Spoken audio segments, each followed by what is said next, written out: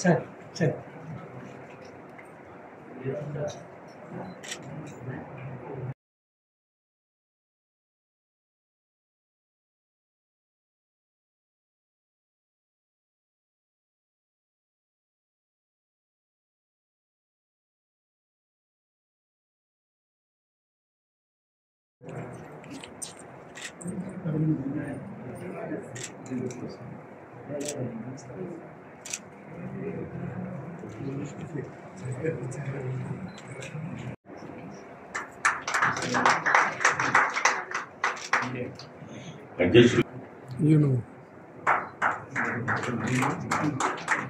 आचार्य custody ఒకటి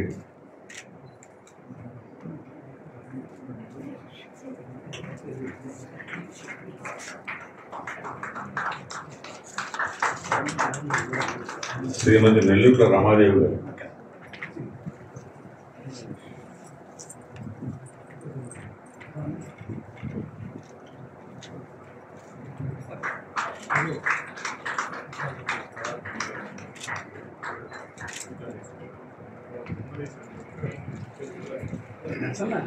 సాల్వ ఉంచుకోండి, కాసేపు సాల్వ కాసేపు ఉంచుకోండి. ఇట్లా గుర్తుపడతారు ఇవన్నీ మడత పెడుతుంది రమా. అయింది బయటికి వచ్చినప్పుడు చాలా వేగంతో వస్తుంది. నేను ఒకరిద్దరు వ్యక్తుల్ని చూశాను. ముకుంద రామారావు గారని ఒక కవి ఉన్నాడు. ఆయన రిటైర్ అవుతుండడానికి నెల రోజుల ముందు కవిత్వం రాయడం మొదలుపెట్టారు. 10-15 సంవత్సరాల్లో ఆయన ఎంత కృషి చేశారు అంటే నోబెల్ కవిత్వాన్ని తెలుగులోకి వ్యాసాల రూపంలో రాసి ప్రఖ్యాత నోబెల్ కవితలన్నింటినీ అనువాదం కూడా చేశారు. సుమారుగా 20 పుస్తకాలు రాశారు. అవన్నీ కూడా చాలా విశేషమైనటువంటి పుస్తకాలు. అంటే ఆయన ఎక్కడో కలకత్తాలో ఉండడం వల్ల తెలుగుకి దూరమై ఉన్న ఒక సప్రెషన్ ఉంది. ఆ సప్రెషన్ హైదరాబాద్కి వచ్చాక ఆ రూపంలో బయటకు వచ్చింది అని నాకు అనిపించింది. ఇంకా ఒక ఎగ్జాంపుల్ కూడా నాకు డివి సుబ్బారావు అని ఒక కవి ఉన్నారు. ఆయన రిటైర్ అయ్యాక కవిత్వం మొదలుపెట్టారు. మొదలుపెట్టే పుస్తకం నాకు ఇచ్చారు. డివి సుబ్బారావు ఆయన ఒక కవిత్వం రాసి మనసులో హృదయంలో లేకపోయినా సరే బుద్ధిలో ఉండాలి, చదవాలి. నేను జ్వలిత కౌశల్య రాశానంటే రామాయణం చదవాల్సిందే. పారిజాత అవతరణం రాశానంటే, ఇంకేదో త్రిజటం రాశానంటే ఉపనిషత్తులు చదవాల్సిందే. అవి చదవకుండా విమర్శ రాయలేమంతే గొప్పగా. అందువల్ల కొంచెం ఆ పరిస్థితిలో ఈ 5-6 నెలల్లో పరిచయమై ఏడాది కూడా కాలేదు, ముఖాముఖి ద్వారా పుస్తకాలు ఈ 45 పుస్తకాలు చదివి 4-5 నెలల్లో ఈ పుస్తకం ఇంత ఆకర్షణీయంగా అంటే రీడబిలిటీ ఉండేట్టుగా కవితాత్మకంగా రాసినందుకు నేను కొంచెం ఆశ్చర్యపోయా. ఈ ఆశ్చర్యపోయిన విషయం ఇదే. పిహెచ్డీ చేస్తారని ముందుకు వచ్చి 1కి 4 సార్లు ఇంటర్వ్యూ తీసుకొని పోయి వచ్చిన వాళ్ళు రెండవసారి మళ్ళీ కనిపించలే. ఇప్పుడు మీరన్నా కర్షరెడ్డిగా చెప్పారు 5 సంవత్సరాలు జేఆర్ఎఫ్ చేసి, అసలు జేఆర్ఎఫ్ చేసేదే పిహెచ్డీ ఆ పేరు పెట్టుకొని రావడానికి దీనికోసమే. ఒక పిల్లవాడు వచ్చాడు, ఏ యూనివర్సిటీలో పేరు చెప్పాను, టీఆర్ఎఫ్లో చేరాడు, నా దగ్గరికి వచ్చాడు. ఏడాది కానీ కనిపించలే. ఏమైనా కనిపిస్తలేవన్నా, పెళ్ళయింది సార్ అన్నాడు. మళ్ళీ ఒక ఏడాది తర్వాత మళ్ళీ మాట్లాడలేదు. మళ్ళీ ఏమైంటే సార్ బిడ్డ పుట్టింది సార్. మూడోసారి నేను మాట్లాడే 5 ఏళ్ళు అయింది, ఇప్పటికీ కనిపించలేదు.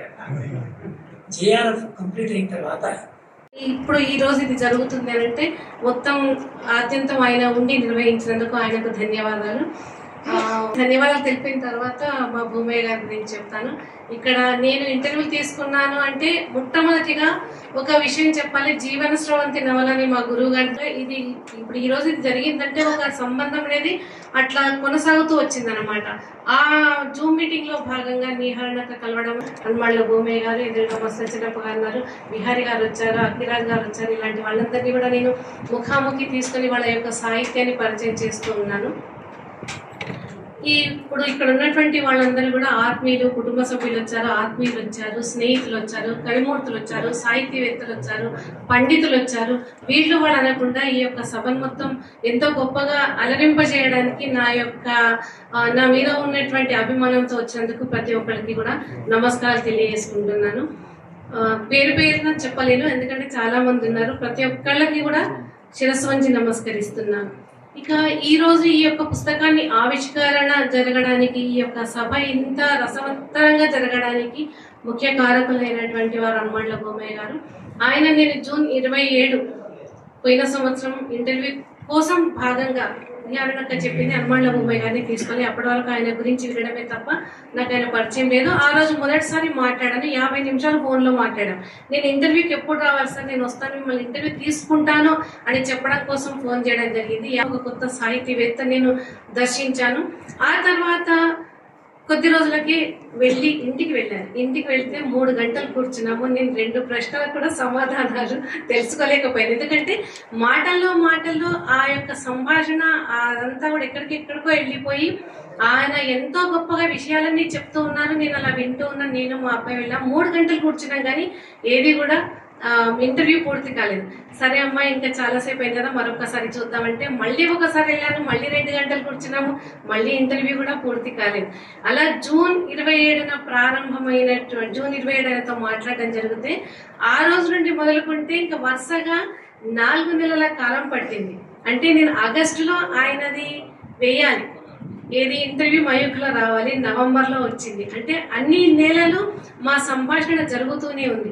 అంటే 2 సార్లు వెళ్ళిన తర్వాత సార్ ఏమన్నారంటే, ఊరికి ఇలా రావడం కాదమ్మా, ఫోన్లో మాట్లాడుకుందాం, ఎందుకంటే పుస్తకాలు చాలా ఉన్నాయి కాబట్టి ఫోన్లో మాట్లాడుకుంటూ ఉంటే ఆ విషయాలన్నీ కూడా చెప్తూ ఉంటాను నేను అని. అసలు ఒక రాత్రి కానీ పగలు కానీ ఉదయం కానీ ఎప్పుడు సమయం దొరికితే అప్పుడు అట్లా మాట్లాడుకుంటూ అట్లా నేను మొత్తం ఇంటర్వ్యూ తీసుకోవడం జరిగింది. చివరికి నవంబర్ మా యొక్క ద్వైమాసిక అంతర్జాల పత్రికలో కొండపల్లి నిహారణక నడుపుతున్నటువంటి ఆ పత్రికలో నవంబర్లో ఆ ఇంటర్వ్యూ వేయడం జరిగింది. అప్పుడే అంటే నేను సెప్టెంబర్ మాట్లాడుతున్నప్పుడే ఇంటికి వెళ్ళినప్పుడే కొన్ని పుస్తకాలు తెచ్చుకున్నాను. అందులో చదవడం అనేది మొదలుపెట్టిన తర్వాత ఒక వ్యాసం రాసి పంపించడం ఆయనకి. ఆయన చూసి బాగుందమ్మా, బాగా రాసావంటే ఇంకా ఉత్సాహంతో ఆయన ద్వారా మెప్పు పొందాను కాబట్టి ఇంకా రాయాల్సిందే అని చెప్పేసి ఇంకొకటి రాయడం అట్లా రాస్తూ అక్టోబర్ నుండి మొదలు పెట్టాను రాయడం. అక్టోబర్, నవంబర్, డిసెంబర్, జనవరి, ఫిబ్రవరికి అయిపోయింది. అంటే ఉగాది కల్లా ఈ పుస్తకాన్ని ఆవిష్కరించాలనేటటువంటి ఒక సంకల్పం చేసుకున్నాము. కొన్ని కారణాల వల్ల ఇంతవరకు అయింది, రాయడం మాత్రం అప్పుడే పుట్టింది. కేవలం 5 నెలల వ్యవధిలో మొత్తం పుస్తకాలన్నీ కూడా రాశాను. ఈ పుస్తకాలన్నీ రాసినటువంటి సందర్భంలో అంటే రాస్తున్న ఆ క్రమంలో ఎన్ని విషయాల గురించి నాకు సందేహాలు వచ్చి ఎన్నిసార్లు ఫోన్ చేసినా కూడా అన్నిసార్లు అంత ఓపికగా ఆయన అన్ని కూడా వివరించేవారు. ఆయనకు నేను ఎన్ని రకాలుగా ఎంతగా కృతజ్ఞతలు చెప్పినా అది తీరనటువంటి రుణం అనమాట. ఒక రకమైనటువంటి గురు శిష్య సంబంధం. ఇది ఇక్కడితో ఈ పుస్తకం తాగకుండా ఇంకా కూడా కొనసాగాలని కోరుకుంటున్నాను.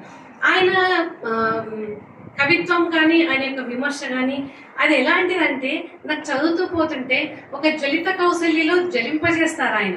ప్రవర నిర్వేదంలో మనల్ని ముంచేస్తారు, శాంతి గర్భలో పొదువుకుంటారు, అగ్ని వృక్షం కింద చల్వ పందిళ్లు నిర్మిస్తారు, అపరోక్షానుభూతిలో అనుభూతం చెందిస్తారు, అరుణాచల రమణీయంలో పరవశింపజేస్తారు, శివ సౌందర్య లహరుల్లో మనల్ని తేలియాడిస్తారు, వేయి నదులలో వెలుగునగల హంసను నడిపిస్తారు. చివరికి లౌకికానికి పారమార్థికానికి అమృత సేతువు నిర్మిస్తారు. అటువంటి గొప్ప వ్యక్తి అని ఇవన్నీ ఆయన రాసిన పుస్తకాలు. కాబట్టి అలాంటి ఆ పుస్తకాలు నీకు ఒక్కొక్కటి చదువుతుంటే ఇంకా నా యొక్క కవితా హృదయం స్పందించకుండా ఎలా ఉంటుంది? ఒక విశ్వనాథ, ఒక కట్టమంచి, ఒక ఉన్నవ, ఒక కొరవి గోపరాజు, ఒక నాయని సుబ్బారావు, ఒక పల్లా దుర్గయ్య, ఇలాంటి గొప్ప గొప్ప వ్యక్తులు రాసినటువంటి ఒక మహోన్నతమైనటువంటి కవులు రచయితలైనటువంటి వాళ్ళు రచించినటువంటి ఆ యొక్క కావ్యాల్లో ఉన్నటువంటి ఒక నూతనమైనటువంటి విధానాన్ని, ఎవరు చూడనటువంటి కోణాన్ని దర్శించి దాన్ని సమాజానికి ఒక నూతనమైనటువంటి వస్తువులాగా, అంటే అక్కడ ఉన్నటువంటి వస్తువు సమాజమే కాకుండా, అంటే కవితాలోకం అంతా కూడా సాహితీ లోకం అంతా అంగీకరించినటువంటి విషయాన్ని అది కాదు, ఇది ఇంకో కోణంలో కూడా చూడొచ్చని దర్శించినటువంటి గొప్ప దార్శనికులు, గొప్ప తత్వవేత్త, ఆధ్యాత్మికవేత్త అయినటువంటి భూమయ్య గారి యొక్క రచనలను ఈ విధంగా రాసి ఈరోజు పుస్తకంగా ఆవిష్కరించబడినందుకు మరీ ధన్యవాదాలు తెలుపుకుంటున్నాను. ఆయన ఇప్పుడు మరి ఇంకొకసారి చెప్తున్నాను, ఆయనకు నేనేం చేసినా ఆయన రుణం మాత్రం తీర్చుకోలేను. ఎందుకంటే ఈ రోజు నన్ను ఇంతమంది ముందు ఈ స్థాయిలో నిలబెట్టింది ఆయన ప్రోత్సాహము, ఆయన నన్ను వెన్ను తట్టి నడిపించినటువంటి విధానమే. దాన్ని తర్వాత ఇక్కడ ఉన్నటువంటి సాహితీ పెద్దలు, సాహితీ మిత్రులు, కవి మిత్రులు, తర్వాత పండితులు ఉన్నారు, కుటుంబ సభ్యులు ఉన్నారు, స్నేహితులు ఉన్నారు. ప్రతి ఒక్కరికి కూడా శిరస్సు నుంచి మరోసారి నమస్కారాలు తెలుపుకుంటూ, ముఖ్యంగా ఇంత వేదికను ఇంత బాగా నిర్వహించేందుకు రఘురామ్ గారికి మరోసారి వినమ్రపూర్వకంగా నమస్కరించుకుంటూ ధన్యవాదాలు. ఇద్దరి వల్లనే మనం అందరం ఇక్కడ కూర్చోగలిగాం. ఇద్దరి వల్ల వచ్చినటువంటి కవన ఫలం లేదా విమర్శ ఫలాన్ని మనం అందరం కూడా అనుభవించబోతున్నాం. దాని అందరం కూడా దర్శిద్దాం. ఆ పుస్తకంలో ఉన్నటువంటి మంచిని స్వీకరిద్దాం. మంచిది కాదనుకున్న వాడు ఎవరైనా వదిలిపెట్టుకోవచ్చు. వాళ్ళకు స్వేచ్ఛ ఉంటుంది, ఆనందం. దాన్ని స్వీకరించేటటువంటి స్థితి మాత్రం మనం పెట్టుకుంటూ ఒక ఉన్నత స్థాయికి సంబంధించినటువంటి ఒక విమర్శను లేదా ఉన్నత స్థాయి వ్యక్తిత్వాన్ని దర్శించేటువంటి అవకాశాన్ని ఈ గ్రంథం ద్వారా మనందరం గమనిద్దామని చెప్పేసి కోరుకుంటూ, ఈ సభకు విచ్చేసినటువంటి పెద్దలు చాలా మంది ఇక్కడ కనపడుతున్నారు. అందరికీ కూడా ధన్యవాదాలు. వేదిక మీద కూర్చున్నటువంటి అందరికీ ధన్యవాదాలు సాధారణంగా చెప్తూ, కిన్నెర సంస్థ ద్వారా ప్రస్తుతం కేవీ సుబ్బారావు గారు ధన్యవాద సమర్పణ చేస్తారు. గ్రంథావిష్కరణ సభకు ముఖ్య అతిథిగా విచ్చేసి ఈ గ్రంథాన్ని ఆవిష్కరించినటువంటి special grade deputy collector doctor Enugu Narasimha Reddy గారికి తెలంగాణ రాష్ట్ర ప్రభుత్వం భాషా సాంస్కృతిక శాఖ కిన్నెర ఆర్ట్ థియేటర్స్ తరఫున ధన్యవాదాలు తెలియజేసుకుంటున్నాం. ఈనాటి సభకు అధ్యక్షత వహించినటువంటి ఉస్మానియా విశ్వవిద్యాలయం తెలుగు శాఖ అధ్యక్షుడు ఆచార్య సాగి కమలాకర్ శర్మ గారికి మా రెండు సంస్థల తరఫున ధన్యవాదాలు తెలియజేసుకుంటున్నాం. ఈనాటి విశిష్ట అతిథిగా విచ్చేసినటువంటి ఉస్మానియా విశ్వవిద్యాలయం పూర్వ అధ్యక్షుడు ఆచార్య కసిరెడ్డి వెంకటరెడ్డి గారికి మా కృతజ్ఞతలు. ఆత్మీయ అతిథిగా విచ్చేసినటువంటి శ్రీ నెల్లుట్ల రమాదేవి గారికి మా కృతజ్ఞతలు తెలియజేసుకుంటున్నాం. ఈనాటి ఈ గ్రంథాన్ని కృతి స్వీకర్త ఆచార్య హనుమండ భూమయ్య గారు, పొట్టి శ్రీరాములు తెలుగు విశ్వవిద్యాలయం పూర్వ ఉపకులపతి, వారికి కూడా మా కృతజ్ఞతలు తెలియజేసుకుంటూ, ఈనాటి గ్రంథ రచయిత్రి శ్రీమతి ధూరిపాల అరుణ్ గారికి, వారి కుటుంబ సభ్యులకి కృతజ్ఞతలు తెలియజేసుకుంటున్నాం. అలాగే పత్రికా మిత్రులకు ఈ కార్యక్రమంలో పాల్గొని ఈ సభను జయప్రదం చేసిన మీ అందరికీ ధన్యవాదాలు తెలియజేసుకుంటూ మీ అందరి దగ్గర సెలవు తీసుకుంటున్నాం. జై హింద్.